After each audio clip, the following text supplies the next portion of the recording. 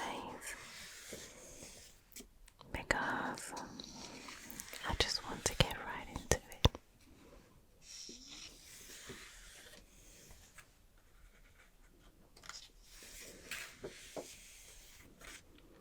The purest and most thoughtful minds are those which love colour the most.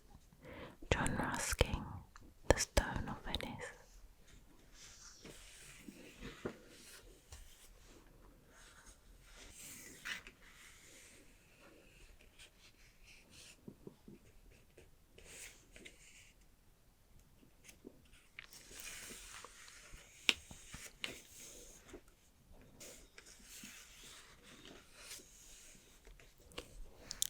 Light is therefore colour, and shadow the privation of it.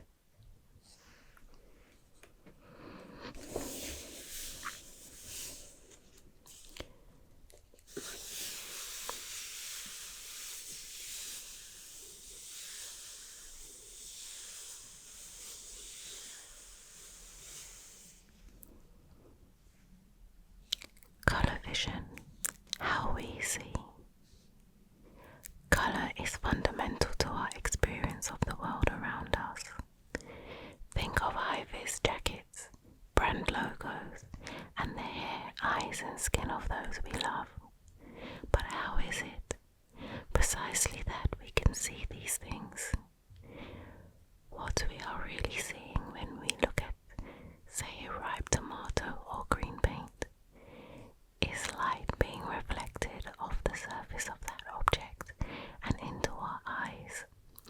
The visible spectrum, as you can see from the diagram on page 14, only makes up a small proportion of the entire electromagnetic spectrum.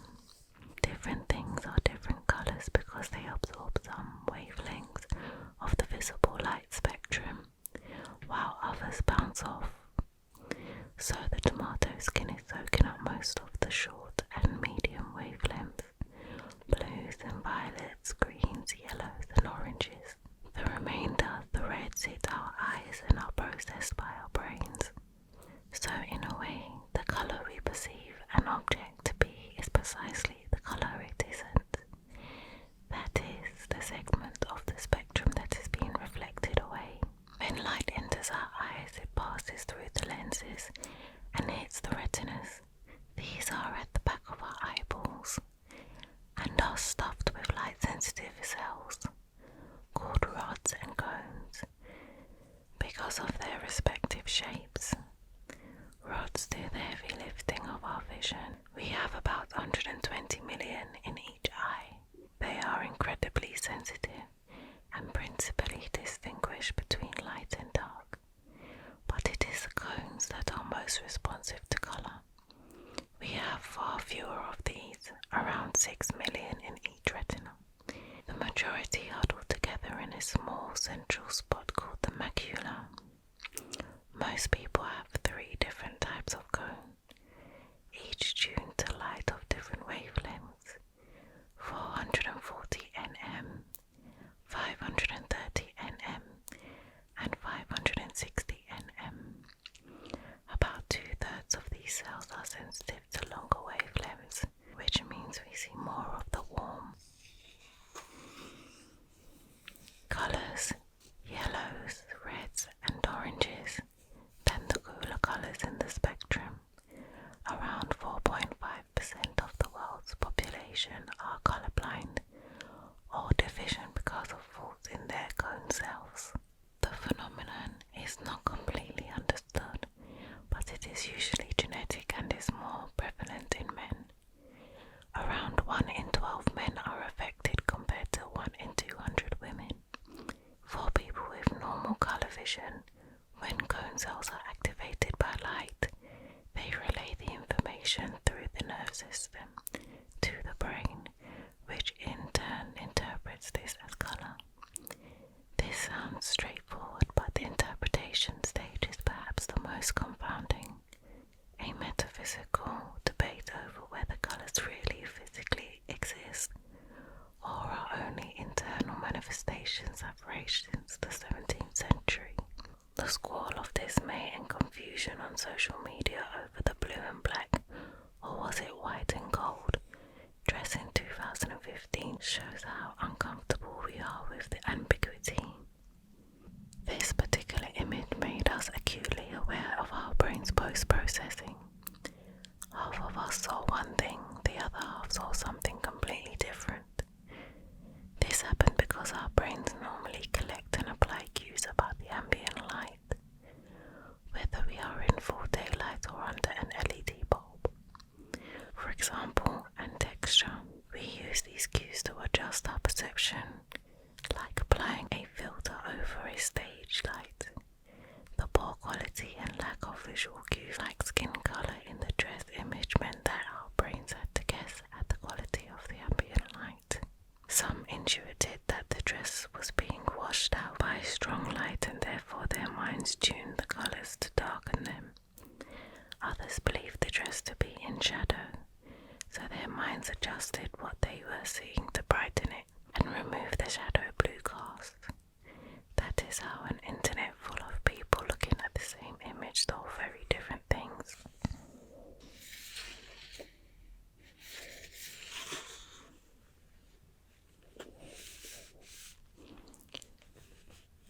Whiteness and all grey colours between white and black may be compounded of colours, and the whiteness of the sun's light is compounded of all the primary colours mixed in a due proportion. Sir Isaac Newton, 1704.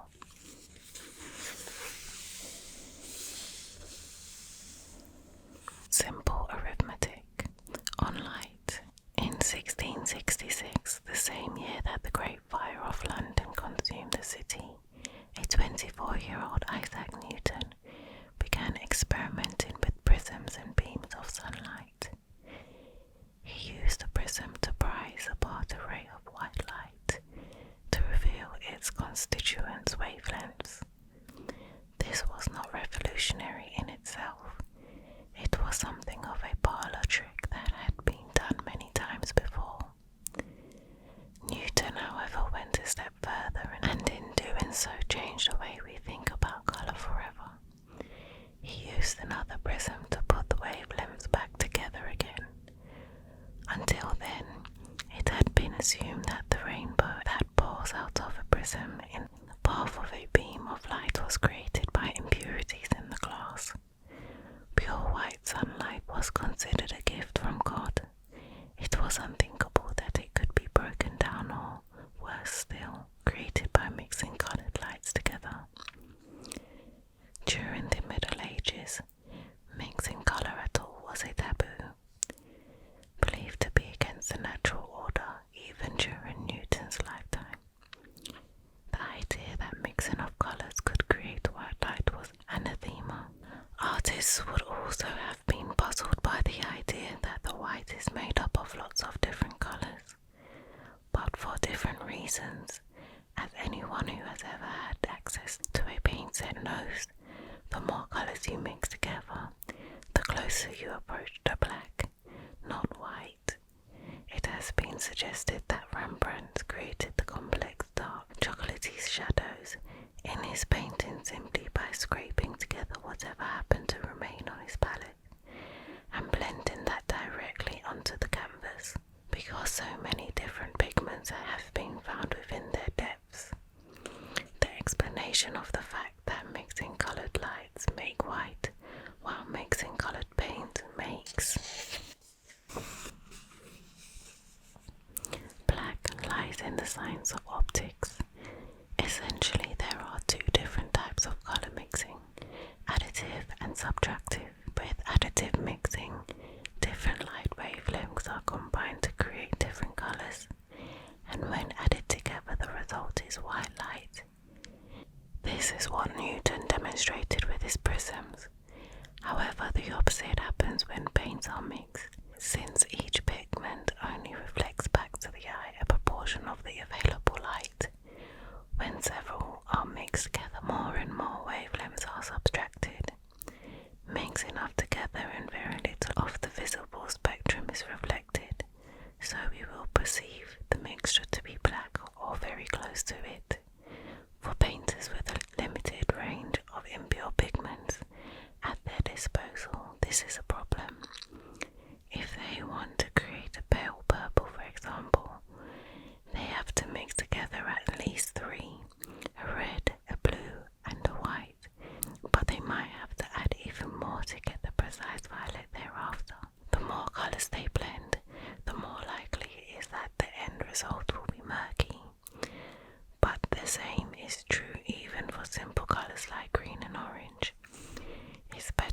use a single pigment rather than mixtures that will inevitably absorb more of the available light wavelengths, sucking the luminosity from the paint. The search for more and brighter colours is fundamental. The story of art from prehistory today.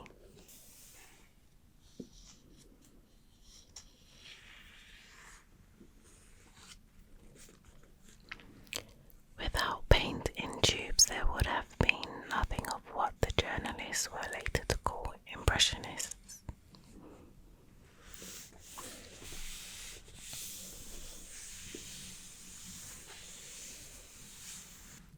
Building the palette, artists and their pigments. Pliny the Elder, a Roman naturalist writing in the 1st century AD, claimed that painters in classical Greece used only 4 colours: black, white, red and yellow. He was almost certainly exaggerating. The Egyptians had discovered a way of manufacturing a bright clear blue. Page 196, at least as early as 2500 BC. But it is true that the early artists were restricted, for the most part, to a simple range of pigments they could extract from the ground or from plants and insects. Humanity has been well served with earthy red and yellow-toned browns from the beginning. The earliest pigment used that we know of is from the lower Paleolithic period, about 350,000 years ago. Prehistoric people could render a deep black from the ashes from fires. Page 274. Some whites could be found in the ground. Another was produced by early chemists from around 2300 BC. Page 43. Although pigments had been discovered, traded and synthesized throughout recorded history, the process accelerated dramatically in the 19th century due to the burgeoning industry revolution. More and more chemicals were being produced as byproducts of industrial processes, and some made excellent pigments and dyes. William Perkin, for example, stumbled across the purple dye, Movine, page 169, while trying to synthesize a cure for malaria in 1856. The ability of some pigments and the introduction of others has helped to shape the history of art.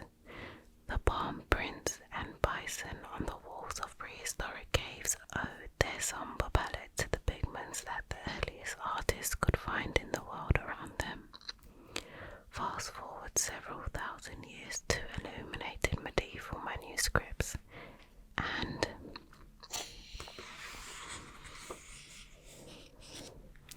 the black and white remained unchanged, but flat fields of gold and several brilliant colours like red and blue have been added.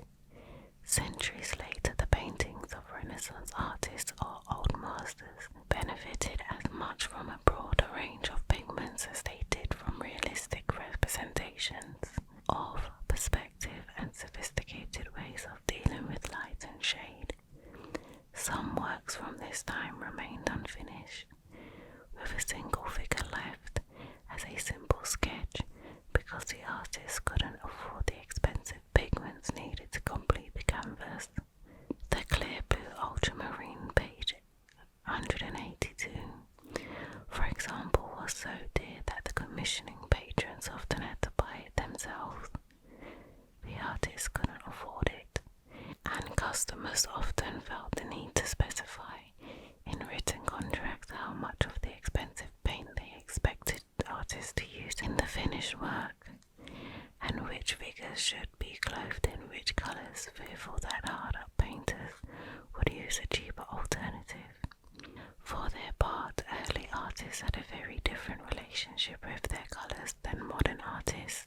Because some colorants reacted with others, artists had to plan their compositions, bearing potentially ruinous combinations in mind, ensuring that none overlapped or appeared next to each other. Most pigments were made by hand, either by the artists themselves or with the help of apprentices in their studios. Depending on the pigment, this could require grinding down rocks to powder, or the handling of technically challenging or poisonous raw ingredients. Pigments could also be obtained from specialists, including alchemists and apothecaries. Later, those who produced and traded in colours were known as colourmen and procured rare pigments from across the globe. It was only relatively late in the 19th century that artists really benefited from the proliferation of ready-made pigments, and even then these weren't always reliable.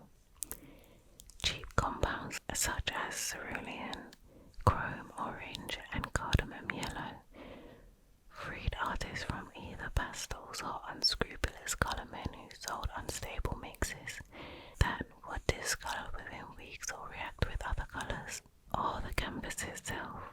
Coupled with the invention of collapsible metal paint tubes in 1841, the new colours allowed the artists to work outside and douse their canvases with the brightest pigments anyone has ever seen. It is small wonder critics were initially unsure. This was colour as it had never been seen before, and it was dazzling.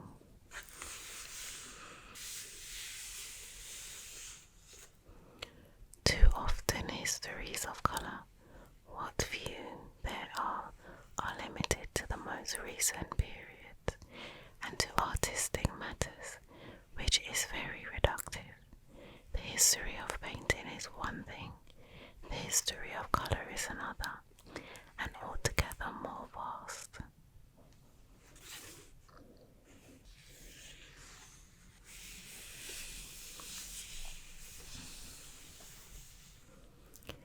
Vintage paint charts mapping colour. In the dying years of the 17th century, a Dutch artist called A. made a concerted attempt to pin all known colours down in a volume containing over 800 hand-painted swatches glossed with spidery black labels. Bugert described how to mix an array of watercolour tints from the palest sea foam to the deepest viridian. He is far from the only person to have attempted to catalogue all known tints, shades and hues. Scientists, artists, designers and linguists have all spent time trying to chart courses through colour space and assign plot points with names, codes or grid references. Pantone's index card style chips are the most famous modern solution to the problem of locking precise shades across linguistic and cultural divides. But it is only one in a long line of such efforts. Because colours exist as much in the cultural realm as they do physically, such attempts are somewhat Sisyphean. Take for example the idea that colour can be grouped into two camps, warm and cool. We would unhesitatingly say that red and yellow are warm and green and blue are cool, but this division can only be traced back to the 18th century. There is evidence that in the Middle Ages, blue was considered hot, even the hottest of colours. There are also discrepancies between the name a society gives a colour and the actual colour, and these can shift over time, like tectonic plates. Magenta, page 167, which is now considered a pink but was originally more purple-red, is one example. Others can be found among the wonderfully abstruse definitions in Merriam-Webster's Third New International Dictionary. Published in 1961, Bergonia is a deep pink that is bluer, lighter and stronger than average coral, bluer than Fiesta and bluer and stronger than Sweet William lapis lazuli. Lapis lazuli blue is a moderate blue that is redder and duller than average copen and redder and deeper than azurite blue, Dresden blue or pompadour. The intention of these descriptions was not to send their reader on a wild definition chase through the dictionary,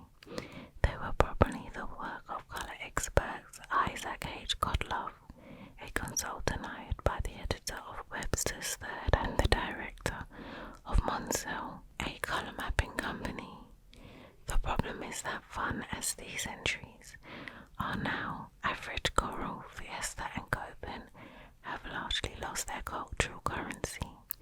They don't get the reader one iota closer to knowing what the colour being defined actually looks like. By the same token, someone reading about avocado green in 100 years' time might be equally mystified. It is a dark colour of the skin that's meant, or the clay green of the outer flesh, or the butter tint near the seed. But for people today, avocado green still has meaning. Over the course of time, the margin for error becomes even greater.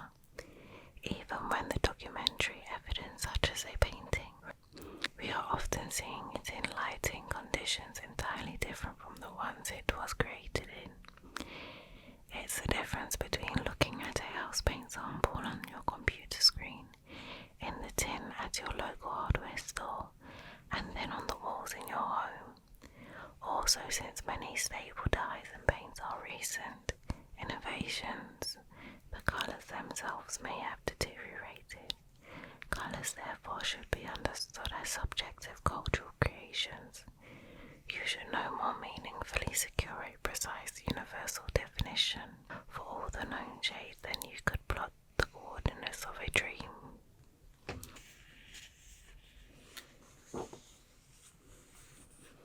Savage nations and uneducated people and children have a great predilection for vivid colours.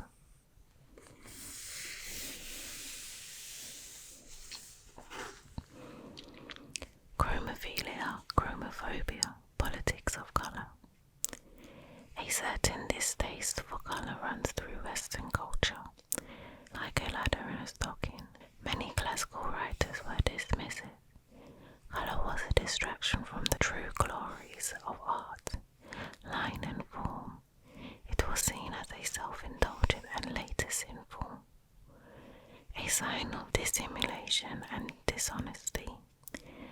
The bluntest expression of this comes from the 19th century American writer Herman Melville, who wrote that colours are but subtle deceits, not actually inherent in substance, but only laid on from without, so that all defied nature, absolutely paints like a harlot. But arguments like these are very old indeed. The Protestants, for example, express their intellectual simplicity, severity, and humility in a palette dominated by black and white. Bright colours like red, orange, yellow, and blue were removed both from the walls of their churches and their wardrobes. The pious Henry Ford steadfastly refused for many years to bow consumer demand and produce cars in any colour other than black. In art, the tussle over the respective merits of designo, drawing versus colour, raged on through the Renaissance and, although somewhat muted, continues into the present day. Designo represents purity and intellect, colour, the vulgar and effeminate. In an imperious essay from 1920, entitled Purism, the architect Le Corbusier and his colleagues wrote that, in a true and durable plastic work, it is from which comes first, and everything else should be subordinate to it. Cézanne accepted without examination the attractive offer of the colour vendor. In a period marked by a fad for colour, chemistry, a science with no possible effect on great painting, let us leave to the close eyes the sensory jubilance of the paint tube.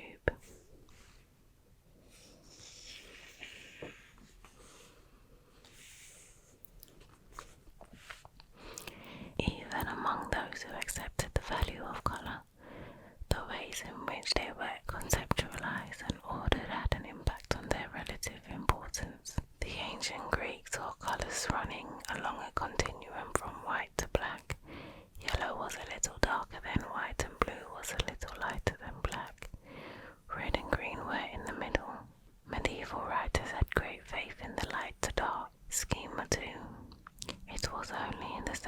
century that the idea emerged of red, yellow and blue as primary colours, and green, orange and purple as secondary ones. Most iconoclastic of all was Newton's and his spectrum, an idea that he wrote about in 1704 in Optics. This was hugely influential. Suddenly white and black were no longer colours. The spectrum no longer ran from light to dark. Newton's colour wheel also imposed order on the relationship between complementary colours. These were colour pairs, for example green and red, blue and orange, that were found to resonate strongly with each other when placed side by side. The idea of complementary colours would prove to have a profound effect on the art that followed. Artists including Vincent van Gogh and Edvard Munch used them to give structure and add drama to their paintings. As colours came to take on meaning and cultural significance within societies, attempts were made to restrict their use. The most notorious expression of this phenomenon was through the sumptuary laws. While these were passed in ancient Greece and Rome, and examples can be found in ancient China and Japan, they found their fullest expression in Europe from the mid-12th century, before tailing off in the early modern period. Such laws could touch on anything from diet to dress and furnishings, and sought to enforce social boundaries by encoding the social strata into a clear visual system. The peasants, in other words, should eat and dress like peasants. Craftsmen should eat and dress like craftsmen, and so on. Colour was a vital signifier in this social language.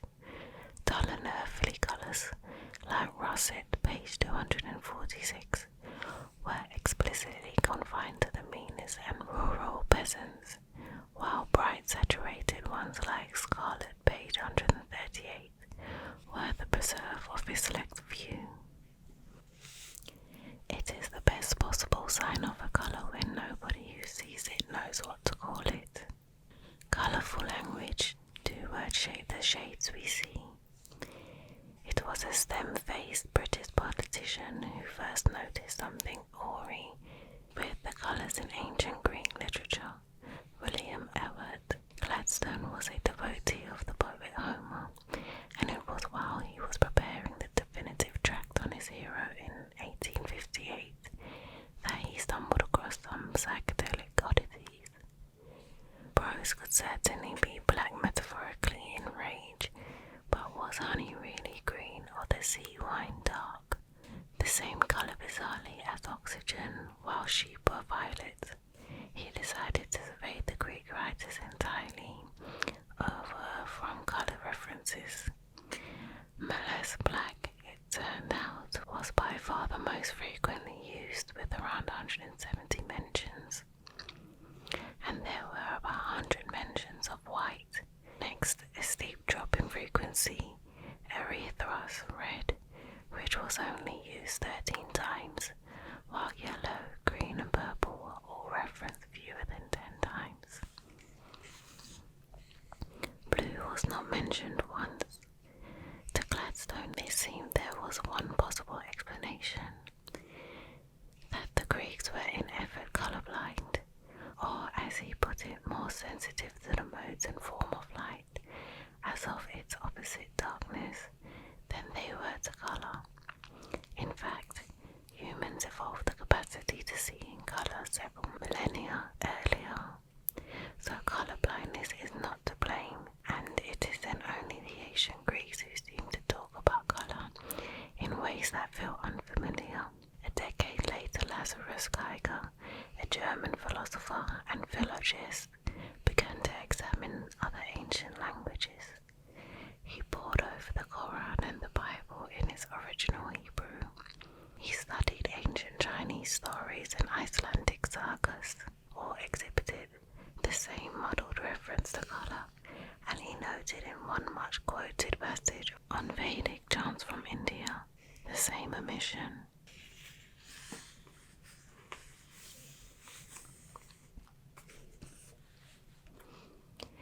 These hymns of more than 10,000 lines are brimming with descriptions of the heavens. Scarce Conversely, any subject is invoked more frequently. The sun and reddening of dawn's play of colour, day and night, cloud and lightning, the air and ether, all these are unfolded before us, again and again in splendour and vivid fullness. But there is one thing no one would ever learn from those ancient songs who did not already know it, and that is that the sky is blue. When the world did appear, it evolved out of the worlds that had previously served, either for green or more commonly black. Geiger believed he could trace humanity's seemingly sensitivity to different colours through the evolution of their languages. All started out with words for light and dark or white and black. Next came red and then yellow, then green, then blue. A wider study conducted in the late 1960s by Brent Berlin and Paul Kay confirmed a similar sequence. It was believed meant two things. The first was that colour categories were innate, and the second was that if we didn't possess a word for a colour, it affected our perception of it. However, a broader survey conducted in the 1980s revealed many exceptions, languages that didn't necessarily develop in this way, and some that divide up colour space entirely differently. Koreans, for example, have a word that distinguishes yellow-green from regular green.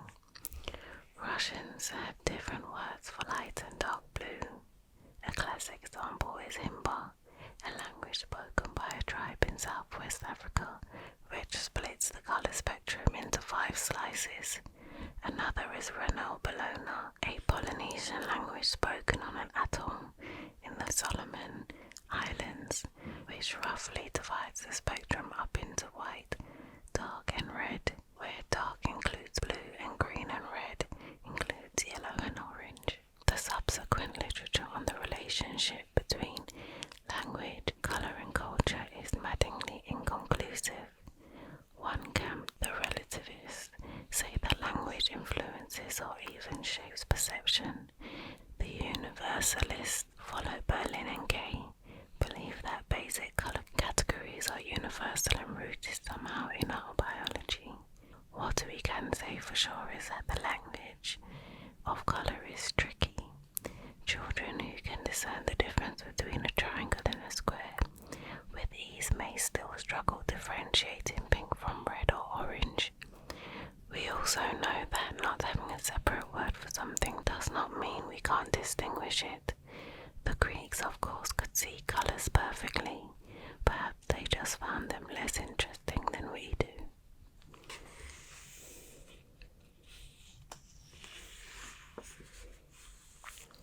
And now we are on to the most interesting part.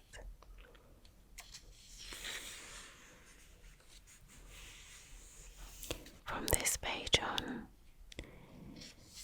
we go into talking about the history of each colour.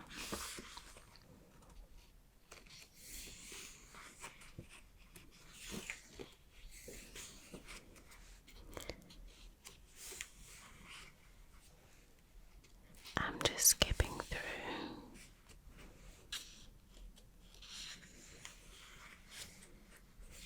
Of the different colours that is spoken about here.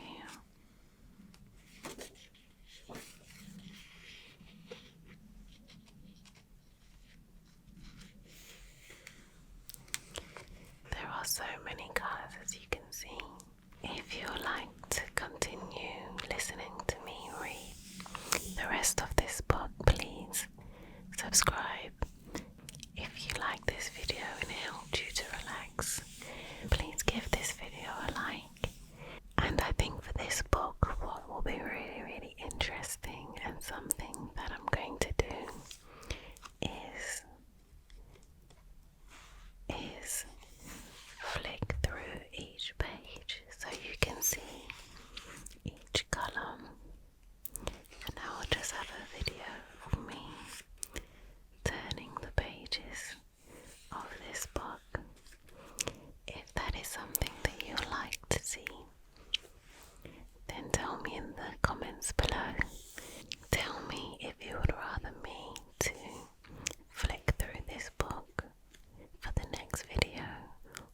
if you would prefer me to read through the book first. I think I'm on the side of flicking through this book before I continue reading it. It's such a beautiful book and it goes through so many colours. I actually bought this book from a museum along with some other books.